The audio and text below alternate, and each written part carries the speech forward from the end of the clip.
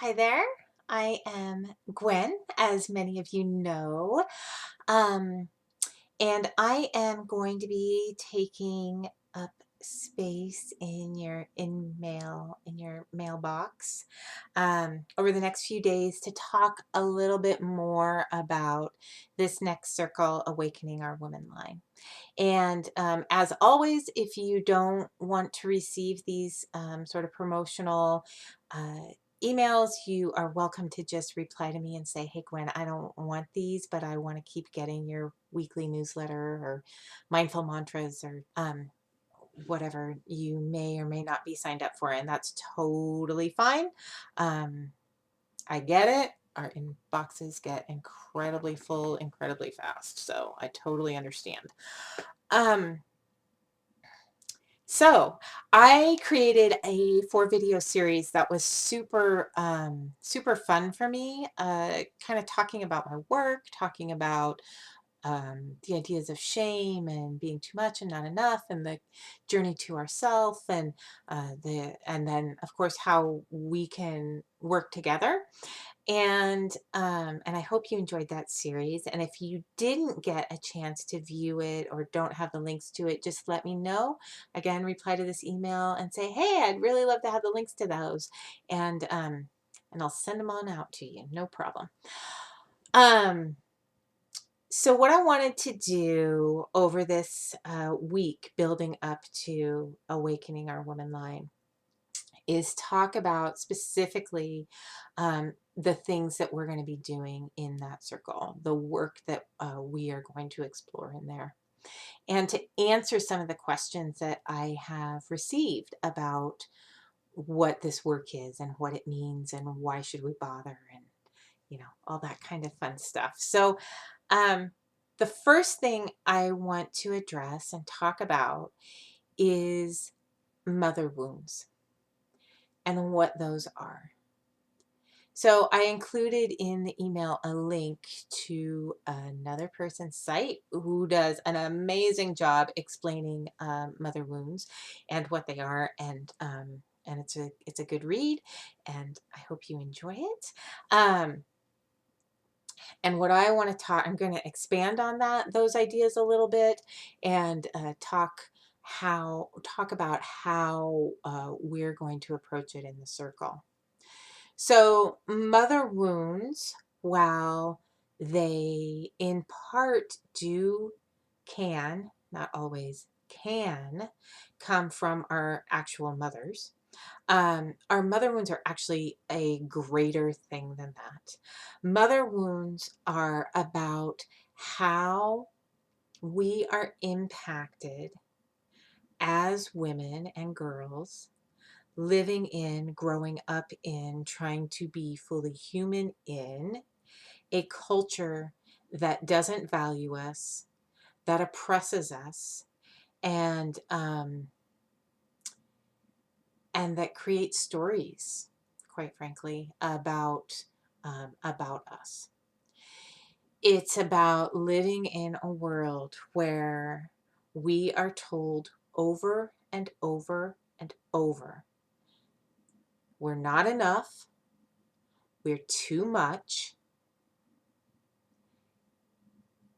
and all the shame that goes with those stories and those ideas. That is the part of the mother wound that we're going to be looking at. Certainly, we have each received, many of us, not everyone, many of us have received stories from our own mothers and our grandmothers about that are related to that. The stories of being too much, not enough, that girls need to be a certain way, that young ladies don't, that, all that, right? Many of us have received those messages from our mothers and grandmothers and aunts and other women in our lives. And we will be looking at our actual relationships with our mothers, or the women who took the role of mother, whether they're a biological mom or not, in our lives. We'll be looking at that. We will be looking at how culture has impacted those relationships.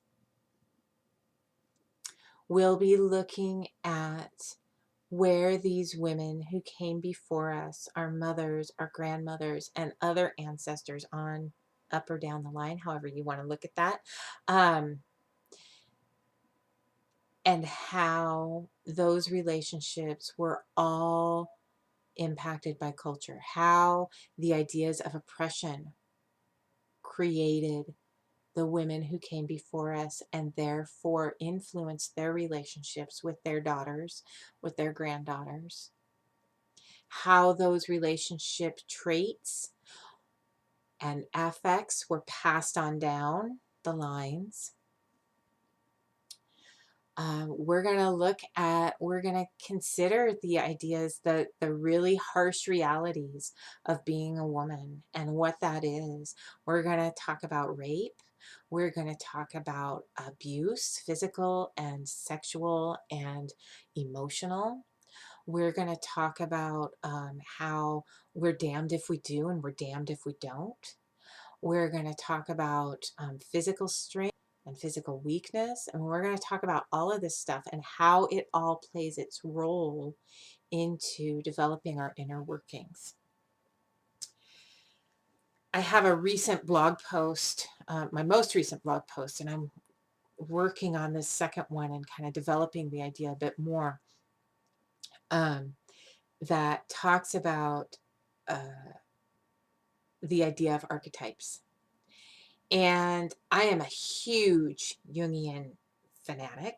I have a lot of respect for Jung, and I have a lot of respect for other Jungian analysts who have done amazing work in this world, including, of course, Clarissa Pinkola Estes, Jean Shinoda Bolen, Marion Woodman, right? I mean, we have a pretty good list of women Jungian analysts, and Maureen Murdoch.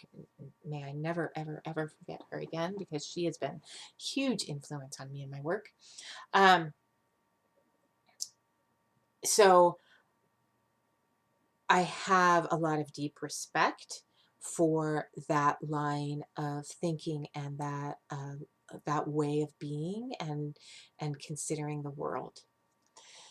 What my most recent blog post is about is questioning the idea of archetypes.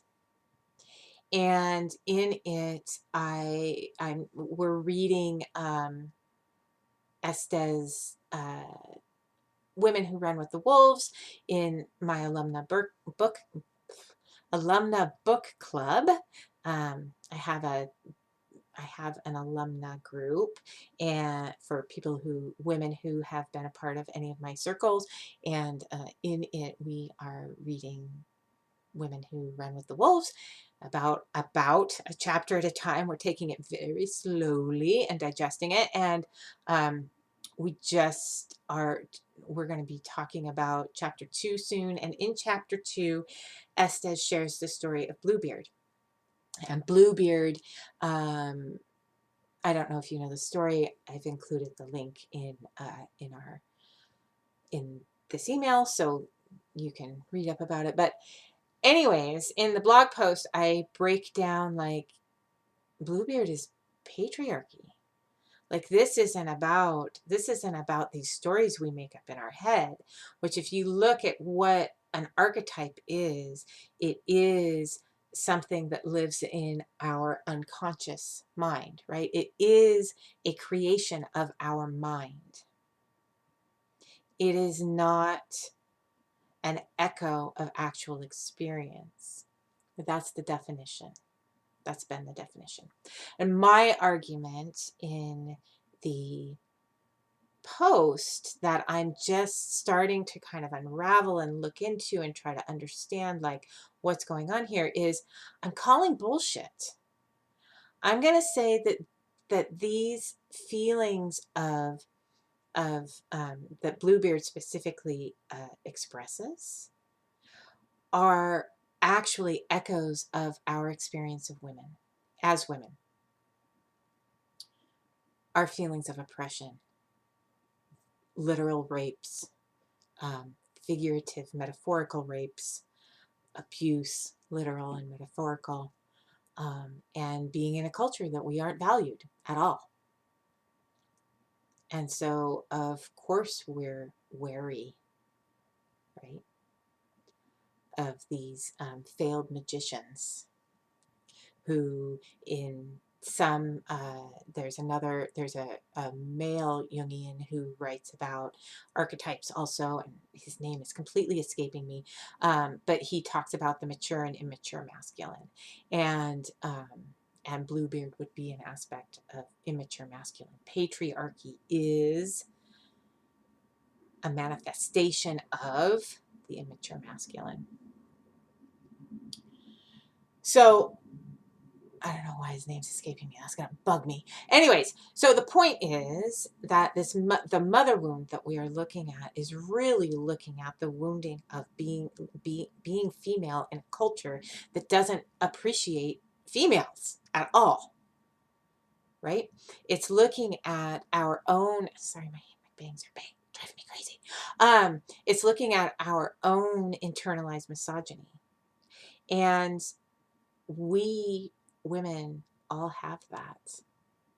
It's not something that I feel we could ever like not have, being female, growing up in a world told how women are worthless, right?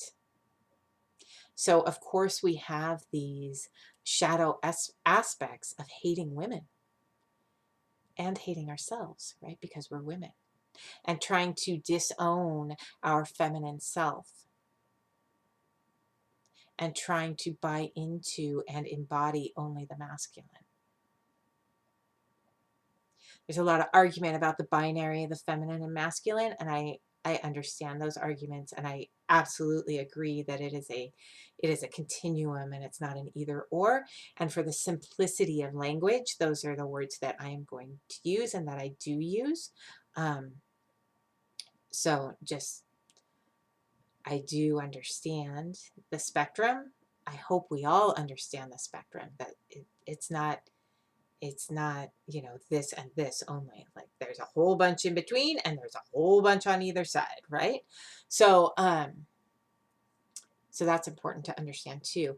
And there's a general understanding of feminine and masculine in our culture, be that for good or bad. So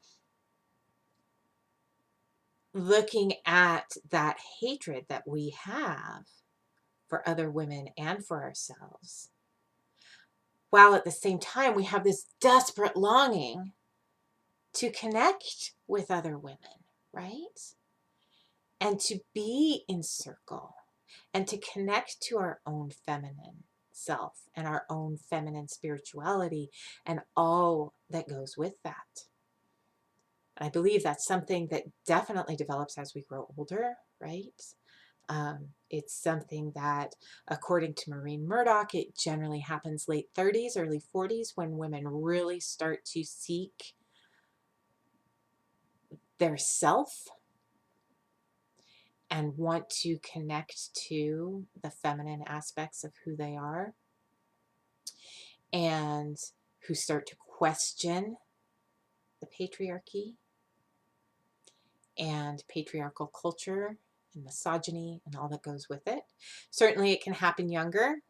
There's, again, the spectrum, right? There's no like black and white. It starts at exactly 35, and if it happens before then, it didn't happen. No, that's gaslighting. We don't do that, right? When you come into your own ways of knowing is when you come into your own ways of knowing, and that is yours. And there has been this sort of, if you look at sort of life progression, generally late 30s is when women really start to connect to this work and really start to really delve into and understand it. So in the circle, we will be exploring our relationships with our mothers and other ancestors, up or down, depending on how you view going into the past, our line. And we're going to be looking at the bigger picture too. We're going to be looking at the micro and the macro, and how each influences the other, and how that has impacted our own inner workings, right? Our own shadows, our own unconscious self. I'm using quotes there because I'm starting to unravel what that means to me, because I believe that while we have, again, simplicity of language, right? Unconscious and conscious. And unconscious and conscious implies that it's all in our mind again. And I don't believe it's all in our mind. I believe that it's in our bodies. I believe that it's, yes, in our minds. I believe that it's in our spirit. I believe that it's in our culture.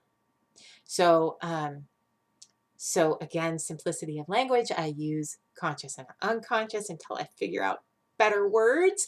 And we aren't just talking about what's happening in our minds. We are definitely looking at connecting our whole self, body, mind, spirit, and understanding those relationships within us, right? And strengthening those relationships between our mind and body, our mind and spirit, our body and spirit, right? All of that. So that's it for today. I really wanted to keep these under 15 minutes and I didn't do it, but I'm going to try again. So I hope that that helps you understand a little bit more about mother wounds and what the mother wound work we're going to be doing in Awakening Our Woman Line is about. And I will see you again soon, maybe in another video tomorrow. We'll see. Okay, sending love. Mwah.